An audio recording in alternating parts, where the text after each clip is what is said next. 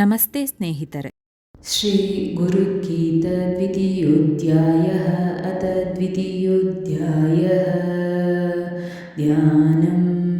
ಶೃಣು ಮಹಾದೇವಿ ಸರ್ವಾನಂದಪ್ರದಾಯಕಂ ಸರ್ವಸೌಖ್ಯಕರಂ ಚೈವ ಭುಕ್ತಿಮುಕ್ತಿಪ್ರದಾಯಕಂ ಶ್ರೀಮತ್ಪರಂ ಬ್ರಹ್ಮ ಗುರುಂ ಸ್ಮರಾಮಿ ಶ್ರೀಮತ್ಪರಂ ಬ್ರಹ್ಮ ಗುರುಂ ಭಜಾಮಿ ಶ್ರೀಮತ್ಪರಂ ಬ್ರಹ್ಮ ಗುರುಂ ವದಾಮಿ ಶ್ರೀಮತ್ಪರಂ ಬ್ರಹ್ಮ ಗುರುಂ ನಮಾಮಿ ಬ್ರಹ್ಮಾನಂದಂ ಪರಮಸುಖದಂ ಕೇವಲಂ ಜ್ಞಾನಮೂರ್ತಿಂ ದ್ವಂದ್ವಾತೀತಂ ಗಗನಸದೃಶಂ ತತ್ವಮಸ್ಯಾದಿಲಕ್ಷ್ಯಂ ಏಕಂ ನಿತ್ಯಂ ವಿಮಲಮಚಲಂ ಸರ್ವದಿ ಸಾಕ್ಷಿಭೂತಂ ಭಾವತೀತಂ ತ್ರಿಗುಣರಹಿತಂ ಸದ್ಗುರುಂ तं ನಮಾಮಿ ಹೃದಂಬುಜೆ ಕರ್ಣಿಕಮಧ್ಯ ಸಂಸ್ಥೆ ಸಿಂಹಾಸನೆ ಸಂಸ್ಥಿತ ದಿವ್ಯಮೂರ್ತಿಂ ಧ್ಯಾಯೇತ್ ಗುರುಂ ಚಂದ್ರಕಲಾಪ್ರಕಾಶಂ ಸಚ್ಚಿತ್ಸುಖಾಭೀಷ್ಟವರಂ ದದಾನಂ ಶ್ವೇತಾಂಬರಂ ಶ್ವೇತವಿಲೇಪಪುಷ್ಪಂ ಮುಗ್ಧವಿಭೂಷಂ ಮುದಿतं ದ್ವಿನೇತ್ರಂ ವಾಮಾಂಕಪೀಠಸ್ಥಿತದಿವ್ಯಶಕ್ತಿಂ ಮಂದಸ್ಮಿತಂ ಪೂರ್ಣಕೃಪಾನಿಧಾನಂ ಆನಂದಮಾನಂದಕರಂ ಪ್ರಸನ್ನಂ ಜ್ಞಾನಸ್ವರೂಪಂ ನಿಜಭಾವಯುಕ್ತಂ ಯೋಗೀಂದ್ರಮೀಡ್ಯಂ ಭವರೋಗ್ಯವೈದ್ಯಂ ಶ್ರೀಮದ್ಗುರುಂ ನಿತ್ಯಮಹಂ ನಮಾಮಿ ವಂದೇ ಗುರುಣಾಂ ಚರಣಾರವಿಂದಂ ಸಂದರ್ಶಿತ ಸ್ವತ್ಮಾ ಸುಖವಬೋಧೆ ಜನಸ್ಯ ಹೇ ಜಾಂಗಲಿಕಾಯಮಾನೆ ಸಂಸಾರಹಾಲಹಲಮೋಹಶಾಂತೈ ಯಸ್ಮಿನ್ ಸೃಷ್ಟಿಸ್ಥಿತಿಧ್ವಂಸನಿಗ್ರಹ ನುಗ್ರಹಾತ್ಮಕಂ ಕೃತ್ಯಂ ಪಂಚವಿಧಂ ಶಶ್ವತ್ ಭಾಸತೆ तं ಗುರುಂ ಭಜೇತ್ ಪಾದಾಬ್ಜೆ ಸರ್ವಸಂಸಾರದಾವಕಾಲಾನಲಂ ಸ್ವಕೆ ಬ್ರಹ್ಮಾರಂಧ್ರೆ ಸ್ಥಿತಾಂಬೋಜಮಧ್ಯಸ್ಥಂ ಚಂದ್ರಮಂಡಲಂ ಅಕತದಿತ್ರಿರೇಕಾಬ್ಜೆ ಸಹಸ್ರದಳಮಂಡಲೆ ಹಂಸಪಾರ್ಶ್ವತ್ರಿಕೋಣೆ ಚ ಸ್ಮರೇತ್ತನ್ಮಧ್ಯಗಂ ಗುರುಂ ನಿತ್ಯಂ ಶುದ್ಧಂ ನಿರಾಭಾಸಂ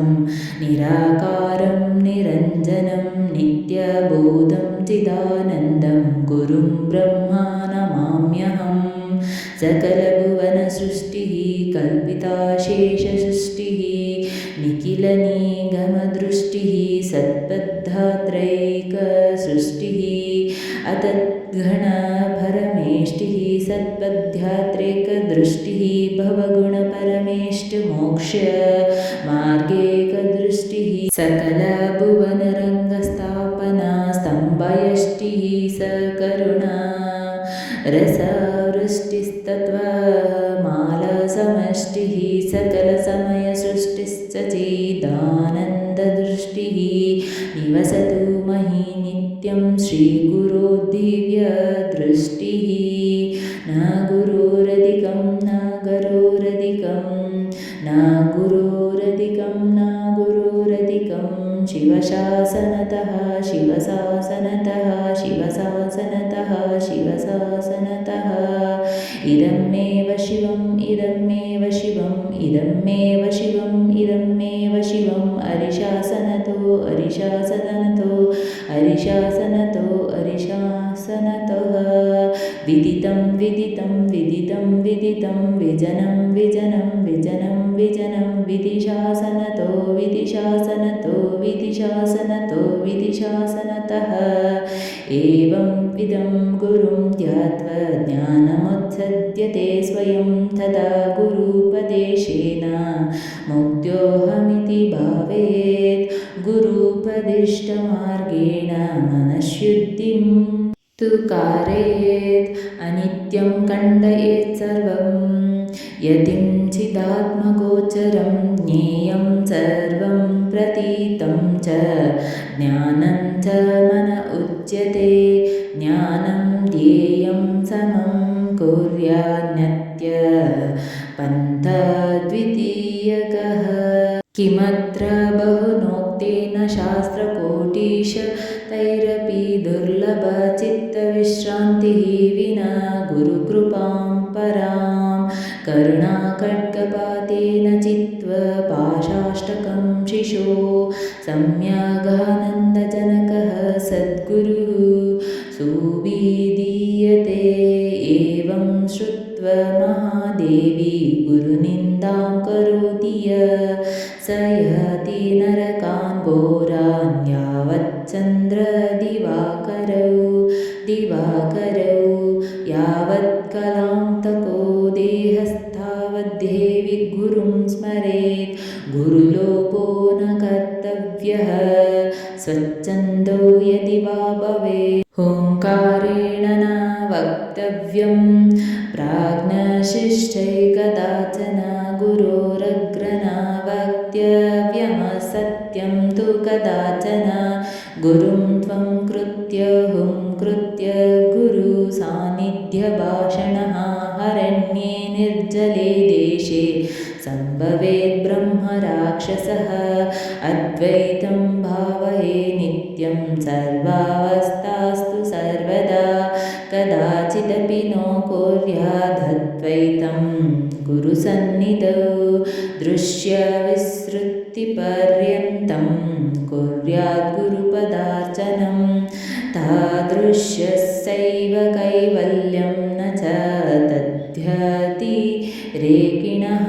अपि सम्पूर्णतत्त्वज्ञो गुरुत्यागी भवेद्यदा भवत्यैव हि तस्यान्तकाले विक्षेपमुत्कटं गुरुकार्यं न लङ्घेत् न पृष्ट्वा कार्यमाचरेत् नाभ्युत्तिष्ठे दिशे नत्वा गुरुसद्भावशोभितः गुरौ सति स्वयं देवी परेषां तु कदाचन उपदेशं न वै कुर्यात् तत चेद्राक्षसो भवेत् न गुरोराश्रमे कुर्यात् दुष्टानां परिसर्पणम् दीक्षावाक्या प्रभुत्वादि गुरोराज्ञं न कारयेत् नोपाश्रयं च पर्यकं न च पादप्रसारणं नाङ्गभोगादिकं कुर्यान् लीलां परामपि गुरूणां सदसद्वापि यदुक्तं तन्न लङ्घयेत् कुर्वाज्ञानं दिवारात्रौ दासवन्निवसेत् गुरो अदत्तं न गुरो द्रव्यमुपभुञ्जित कर्हि चेत् दत्ते चरङ्कवद्ग्राह्यं प्राणोऽप्येतेन लभ्यते पादुकासनशयादि गुरुणा यदि विष्टितं नमस्कुर्वित तत्सर्वं पादाभ्यां न स्पृशेत् क्वचित् गच्छतः पृष्ठतो गच्छेत् गुरुच्छायं न लङ्घयेत् नोर्वणं धारयेत् द्वेषं नालङ्कारं स्ततोल्बणाम् गुरुनिन्दाकरं दृष्ट्वा धावयेत् तदवासयेत् स्थानं वा तत्परित्याज्यं जिह्वा चेदाक्षमो यदि नोचिष्टं कस्यचिद्ध्येयं गुरोराज्ञं न च त्यजेत् कृच्छमुच्चिष्टमादाय हविरिव भक्षयेत् स्वयं नानृतं न प्रियं चैव न गर्वं नापि वा बहु नानियोगपरं ब्रूयात् गुरोराज्ञं विभावयेत् प्रभो देवकुलेशानां स्वामिन् राजन् कुलेश्वर इति सम्बोधनैर्भिर्तो गुरुभावेन सर्वदा मुनिभिः पन्नगैर्वापि सुरैव शापितो यदि कालमृत्युभयाद्वापि गुरुः सन्त्राति पार्वती अशक्ता हि सुरा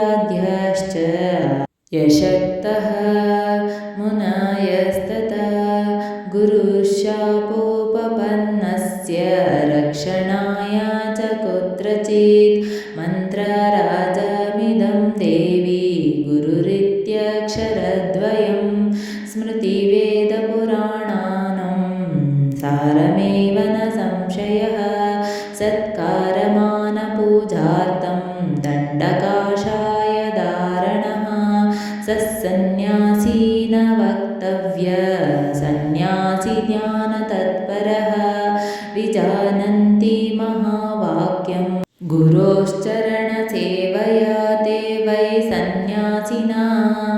प्रोक्ता इतरे वेषधारिणः पाठभेदः नित्यं ब्रह्म निराकारं निर्गुणं बोधयेत्वरं भासयन् ब्रह्मभावं च दीपो दीपान्तरं यत् नित्यं ब्रह्म निराकारं निर्गुणं सत्यचिद्घनं य साक्षात्कुरुते लोके गुरुत्वं तस्य शोभते गुरुप्रसादतः स्वत्वन्यात्मा रामनिरीक्षणात् समता मुक्तिमार्गेण स्वात्मज्ञानं पर्वतते आब्रह्मस्तम्भपर्यन्तं परमात्मस्वरूपकं स्थावरं जङ्गमं चैव प्रणमामि जगन्मयं वन्देऽहं सच्चिदानन्दं भावातीतं जगद्गुरुं नित्यं पूर्णं निराकारं निर्गुणं स्वात्मसंस्थितं परात्परातरं ध्याये नित्यमानन्दकारकं हृदयाकाशमध्यस्थं शुद्धस्फटिकसन्निभं स्फटिके स्फटिकं रूपं दर्पणे दर्पणो यथा तत्त्मनि चिदाकारमानन्दं सोऽहमित्युत अङ्गुष्ठमात्रं पुरुषं ध्याये च चिन्मयं हृदि तत्र स्फुरति यो भावः शृणु तत्कथयामि ते अजोऽहमरोहं च अनादिनिधनोऽयम् अविकारश्चादानन्दो ह्यणीयान्महतो महान् अपूर्वमपरं नित्यं स्वयं ज्योतिर्निरामयं विरजं परमाकाशं ध्रुवमानन्दमव्ययम् अगोचरं तथा गम्यं नामरूपविवर्जितं निःशब्दं तु विजानीयात् स भावद्भुहं पार्वती यथा गन्धस्वभावत्वं कर्पूरकुसुमादिषु शीतोष्णस्वभावत्वं तथा ब्रह्मणि शाश्वतं यथा निजस्वभावेन कुण्डले कटकादयः सुवर्णत्वेन तिष्ठन्ति तथाहं ब्रह्म शाश्वतं स्वयं तथाविदो भूत्वा स्थातव्यं यत्र कुत्रचित् कीटो भृङ्गहिव ध्यानाद्यथा भवति तदृश्यः गुरुध्यानं तथा कृत्वा स्वयं ब्रह्ममयो भवेत् पिण्डे पदे तथा रूपे मुक्तास्तेनात्र संशयः श्रीपार्वती उवाच पिण्डं किं तु महादेव पदं किं समुदाहृतं रूपातीतं च रूपं किम् एतदाख्याहि शङ्कर श्रीमहादेव उवाच पिण्डं कुण्डलिनी शक्तिः पदम् हंसमुदाहृतं रूपं बिन्दुरिति ज्ञेयं रूपातीतं निरञ्जनं पिण्डे मुक्तः पदे मुक्त रूपे मुक्तवरानने रूपातीते तु ये मुक्तास्ते मुक्ता नात्र संशयः गुरुध्यानेनैव नित्यं देहि ब्रह्ममयो भवेत् स्थितश्च गुरोऽसौ नात्र संशयः ज्ञानं वैराग्यमैश्वर्यं यशश्रिः स्वमुदाहृतं षड्गुणैश्वर्ययुक्तो हि भगवान् श्रीगुरुः प्रिये गुरुशिवो गुरुदेवो गुरुबन्धुः शरीरिणां गुरुरात्मा गुरुजीवो गुरोरन्यन्न विद्यते एकाकी निःस्पृहः शान्तश्चिन्तासूयधिवर्जितः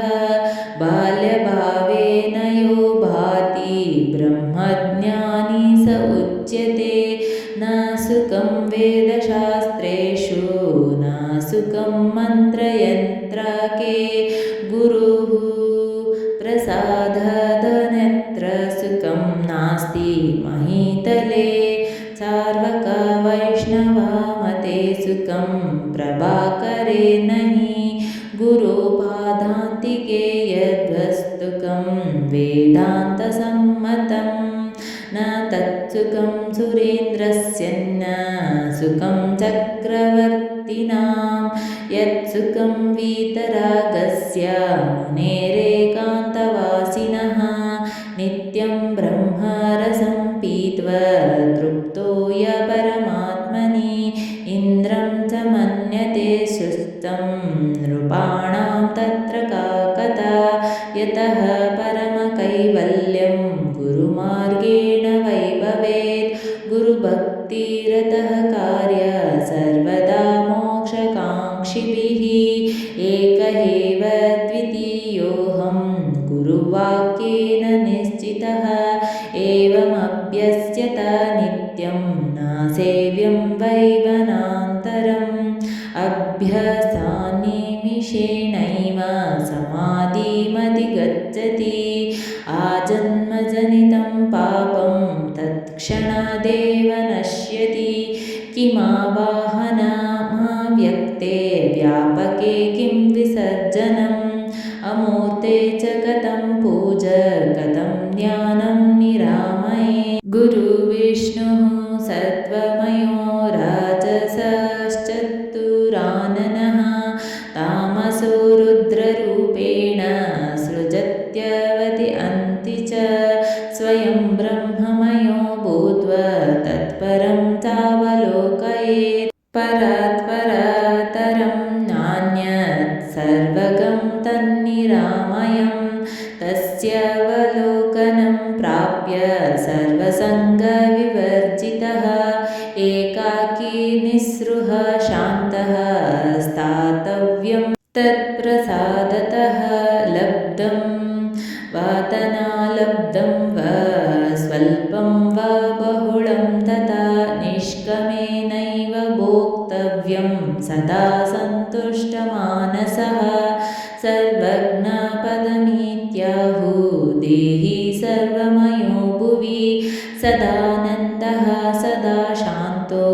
रमते यत्र कुत्रचित् यत्रैव तिष्ठते सोऽपि सदेशः पुण्यभाजनः मुक्तस्य लक्षणं देवी तवाग्रे कथितं मया उपदेशस्वयं देवी गुरुमार्गेण मुक्तिदः गुरुभक्तिः तथात्यन्तकर्तव्य वै मनीषिभिः नित्ययुक्तश्रय सर्ववेदकृत् सर्ववेदकृत् स्वपरज्ञानदाता च तं वन्दे गुरुमीश्वरम् यद्यप्यधीतनिगमा षडङ्गागमः प्रिय अध्यात्मनिधिनी शास्त्राणि ज्ञानं नास्ति गुरुं विनः शिवपूजरतो व्यापी विष्णुपूजरतो तव गुरुतत्त्वविहीनश्चेत् सर्वं व्यर्थमेव हि शिवस्वरूपमग्नश्व शिवपूजा कृता यदि सा पूजा नाममात्रं ज्ञानचित्रदीप दीप इव प्रिये सर्वं च सफलं कर्म गुरुदीक्षाप्रभावतः गुरुलाभः सर्वलाभो गुरुहीनस्तु बालिशः गुरुहीन पशुः कीटः पतङ्गो वक्तुमर्हति शिवरूपं स्वरूपं च न जानाति यत्सर्वयं तस्मात् सर्वप्रयत्नेन सर्वसङ्गविवर्जितः विहाय शास्त्रजालानि गुरुमेवासमाश्रयत् निरस्तः सर्वसन्देहो एकीकृत्य सुदर्शनं रहस्यं यो दर्शयति भजामि गुरुमीश्वरं ज्ञानहीनो गुरुस्ताज्यो मिथ्यावादी विडम्बकः स्वविश्रान्तिं न जानाति परशान्तिं करोति किम् शिलायाः किं परं ज्ञानं शिलासङ्गप्रतारणे स्वयं तुर्तुं न जानाति परं निस्तारयेत् कथं न वन्दनीयास्ते कष्टं दर्शनाद्भ्रान्तिकारकः वज्रहेतान् गुरान् दूरे धीरस्य तु समाश्रयेत् पाषण्डिनः पापरतः नास्तिका भेदबुद्धयः स्त्रीलम्पटः दुराचारः कृताज्ञापकरुद्धय कर्मभ्रष्टः क्षमानष्टः निन्द्यतक्षैश्च वादिनः कामिनः क्रोधिनः शैव हिंस्राषण्डः शटास्तथा ज्ञानलुप्तान् कर्तव्य महापापास्तथा प्रिये हेभ्यो भिन्नो गुरुः सेव्यः एकभक्त्या विचार्य च शिष्यधन्यत्र देवेशी नावदेदस्य कस्यचित् नराणां च फलप्राप्तौ भक्तिरेव हि कारणं गूढो दृढश्च प्रीतश्च मौनेन सुसमाहितः सकृत्कमगतो व्यापी पञ्चधा गुरुरीरितः सर्वं गुरुमुखालब्धं सफलं पापनाशनं यद्यदात्महितं वस्तु तत्तद्द्रव्यं न वञ्चयेत् गुरुदेव प्रणं वस्तु तेन तुष्टोऽस्मि सुव्रते श्रीगुरोः पादुकां मुद्रां मूलमन्त्रं च गोपयेत् नतास्मि तेनाथपदारविन्दं बुद्धिन्द्रियप्राणमनो वचोभिः यच्चिन्त्यते भावितात्मयुक्तो मुमुक्षिभिः कर्ममयो वशान्तये अनेन यद्भवेत् कार्यं तद्वदामि तव प्रिये लोकोपकारकं देवी लौकिकं तु विवर्जयेत् लौकिकाधर्मतो याति ज्ञानहीनो भवार्णवे ज्ञानभावे च यत्सर्वं कर्मनिष्कर्मशाम्यति इमां तु भक्तिभावेन पठेद्वै शृणुयादपि लिखित्वा यत्प्रदानेन तत्सर्वं फलमश्नुते गुरुगीतामिमां देवी हृदि नित्यं विभावय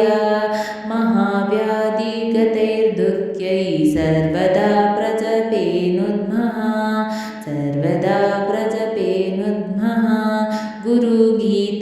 गुरुगीताक्षरैकैकं मन्त्रराजमिदं प्रिये अन्ये च विविधः मन्त्रः कलां नार्हन्ति षोडशीम् अनन्तफलमाप्नोति गुरुगीतजपेन तु सर्वपापहरा देवी सर्वदारिद्र्यविनाशिनी भयनाशिनी अकालमृत्युहरा चैव सर्वसङ्कटनाशिनी यक्षराक्षसभूतादि चोरव्याघ्रविघातिनी सर्वोपद्रवकुष्ठादि दुष्टदोषनिवारिणी यत्फलं गुरु सान्निध्य तत्फलं पठनाब्धवेत् महाव्याधिहरा सर्व विभूतेः सिद्धिदा भवेत् अथवा मोहने वश्ये स्वयमेव जपेत् सदा कुशधूर्वसने देवी यासने शुभ्रकम्बले उपविश्य ततो देवी जपेदेकाग्रमानसः शुक्लं सर्वत्र वै प्रोक्तं वश्ये रक्तासनं प्रिये पद्मासने जपे नित्यं शान्तिवश्यकरं परं वस्त्रासने च दारिद्र्यं पाषाणे रोगसम्भवः मेदिन्यां दुःखमाप्नोति काष्ठे भवति निष्फलं कृष्णाजिने ज्ञानसिद्धिः मोक्षाश्रीव्याघ्रचर्मणि कुशासने ज्ञानसिद्धिः सर्वसिद्धिस्तु कम्बले आग्नेयां कर्षणं चैव वायव्यां शत्रुनाशनं नैऋत्यां दर्शनं चैव ईशान्यं ज्ञानमेव च उदग्मुखशान्तिजाप्ये वश्ये पूर्वमुक्तस्तथा याम्यै तु मारणं प्रोक्तं पश्चिमे च धनागमः मोहनं सर्वभूतानां बन्धमोक्षकरं परं देवराजप्रियकरं राजानं वशमानयेत् मुखस्तम्भकरं चैव गुणानां च विवर्धनं दुष्कर्मनाशनं चैव तथा सत्कर्मसिद्धिदम् असिद्धं साधयेत् कार्यं नवग्रहभयापहं दुःस्वप्ननाशनं चैव सुस्वप्नफलदायकं मोहशान्तिकरं चैव बन्धमोक्षकरं परं स्वरूपज्ञाननिलयं गीतशास्त्रमिदं शिवे यं यं चिन्तयते कामं तं तं प्राप्नोति निश्चयं नित्यं सौभाग्यदं पुण्यं तापत्रयकुलापहं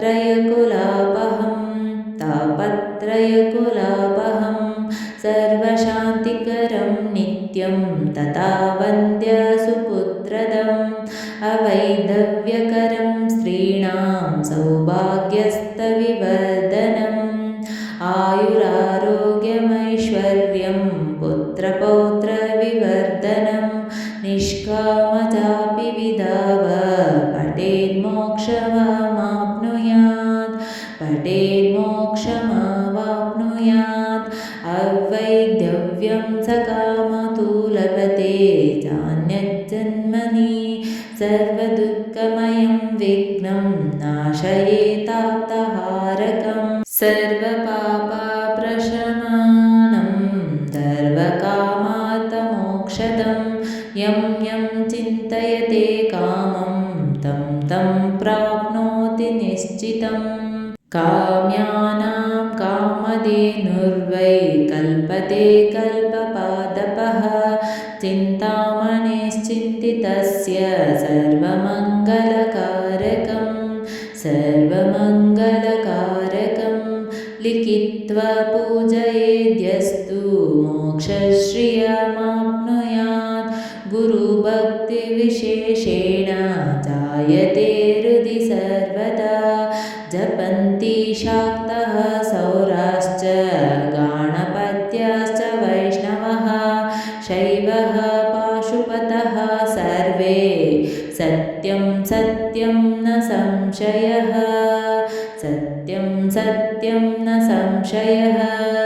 इति श्रीस्कन्दपुराणे उत्तराखण्डे उमामहेश्वरसंवादे श्रीगुरुगीतायां द्वितीयोऽध्यायः। ಸ್ನೇಹಿತರೆ, ಈ ವಿಡಿಯೋ ಇಷ್ಟವಾದಲ್ಲಿ ಲೈಕ್, ಶೇರ್ ಆ್ಯಂಡ್ ಕಾಮೆಂಟ್ ಮಾಡಿ. ಮುಂದಿನ ವಿಡಿಯೋಸ್ಗಳಿಗಾಗಿ ಚಾನಲ್ ಅನ್ನು ಸಬ್ಸ್ಕ್ರೈಬ್ ಮಾಡಿ. ಧನ್ಯವಾದಗಳು.